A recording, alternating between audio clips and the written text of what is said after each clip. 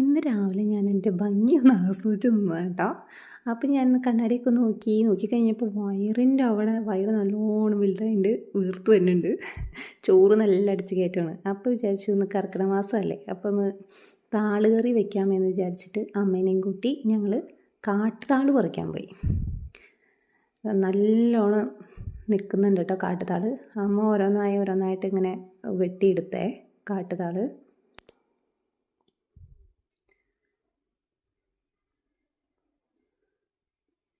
അതിൻ്റെ ഇലയൊക്കെ വെട്ടിയെടുത്ത് ഞങ്ങൾ കൊണ്ടുപോയത് കേട്ടോ. പിന്നെ ആ വേസ്റ്റ് ചുമക്കണ്ടല്ലോ. ലാസ്റ്റ് ആകുമ്പോൾ കുറേ താളിങ്ങനെ തണ്ട് അറുത്തെടുത്തു. അതിന് ശേഷം ഞങ്ങൾ പോവാണ് കേട്ടോ.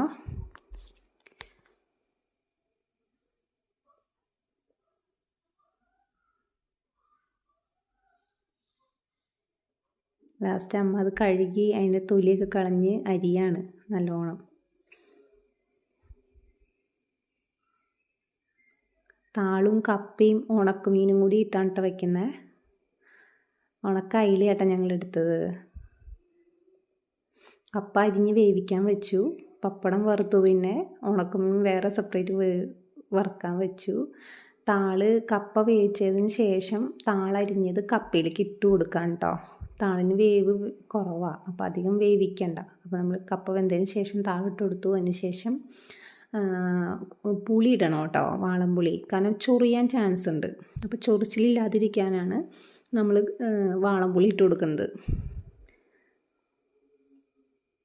എന്നിട്ട് നന്നായിട്ട് ഇളക്കുക. അതൊക്കെ വെന്ത് വരുമ്പോൾ നല്ല മണം കേട്ടോ. അതിന് ശേഷം നമ്മൾ തേങ്ങ അരച്ചത് ഈ അരപ്പിലേക്ക് ഇട്ട് കൊടുക്കണേ. തേങ്ങ അരച്ചത് ആ കപ്പയിലേക്കും താളിലേക്കും ഇട്ട് കൊടുക്കുക. അതിന് ശേഷം ഒന്നും കൂടി ഒന്ന് തിളപ്പിക്കുക. ഈ കപ്പ ഇട്ട് കൊടുക്കുന്നതേ താളിൽ വേവിക്കുമ്പോൾ വെള്ളം പോലെ ഇരിക്കും. അപ്പോൾ കുറുകാൻ വേണ്ടിയിട്ടാണ് നമ്മൾ കപ്പയൊക്കെ ഇട്ട് കൊടുക്കുന്നത് കേട്ടോ. നല്ല ടേസ്റ്റാണ്. പിന്നെ ലാസ്റ്റ് ഫൈനലി നമ്മൾ കടുകും വറ്റൽമുളകും വേപ്പിലയും കൂടി താളിച്ചൊഴിക്കുക. കറി റെഡിയായിട്ടോ. സെറ്റ് മക്കളെ, നിങ്ങളൊന്ന് ഈ കർക്കിടക മാസത്തിലൊന്ന് കഴിച്ച് നോക്ക്. അടിപൊളി കറിയാണ്. ചോറിൻ്റെ ഒപ്പഴും ഈവനിങ്ങിൽ നമുക്ക് ചായയുടെ ഒപ്പം കഴിക്കാം. നല്ല രസമാണ് കേട്ടോ. പല ടൈപ്പിൽ വെക്കാം. ഞങ്ങളിങ്ങനെ ഉണക്കമീനൊക്കെ ഇട്ട് വെച്ചത്. ഞങ്ങൾക്ക് ഇച്ചിരി ഉണക്കമീനൊക്കെ ഇട്ട് വെക്കുന്നത് ഭയങ്കര ഇഷ്ടമാണ്. ലാസ്റ്റ് ഞാനും അമ്മയും കൂടി താളുകറിയൊക്കെ എടുത്ത് ചോറുണ്ടായിരുന്നു കേട്ടോ.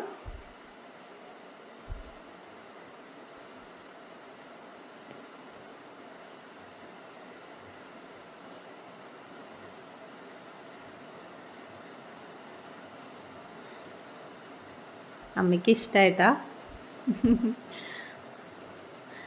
അതിന് ശേഷം ഞാനും കഴിച്ചു. എനിക്ക് ഒത്തിരി ഇഷ്ടമായി.